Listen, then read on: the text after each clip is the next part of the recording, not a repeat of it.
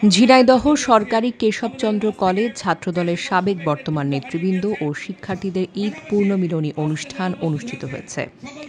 দলটির কেন্দ্রীয় কর্মসূচির অংশ হিসেবে শনিবার সকালে কলেজ চত্বরে সরকারি কেসি কলেজ ছাত্রদলের এই অনুষ্ঠানের আয়োজন করে। সে সময় কলেজের প্রাক্তন ও বর্তমান ছাত্রদলের নেতৃবৃন্দ ও সাধারণ শিক্ষার্থীরা অংশগ্রহণ করে।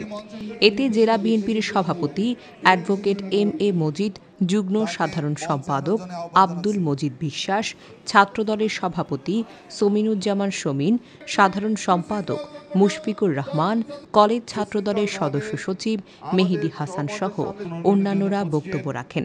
বক্তারা ঈদ পূর্ণমিলনীর মাধ্যমে পারস্পরিক সৌহার্দ্য, ঐক্য ও সাংগঠনিক বন্ধন আরও দৃঢ় করার আহ্বান জানান। জীবন দিয়েছে তাদের সবাইকে জান্নাতুল ফেরদৌস দান করে আল্লাহ। বাংলাদেশ জাতীয়তাবাদী দলের প্রতিষ্ঠাতা আমাদের নেত্রী বেগম খালেদা জিয়াকে সুস্থতা দান করে দেওয়া আল্লাহ।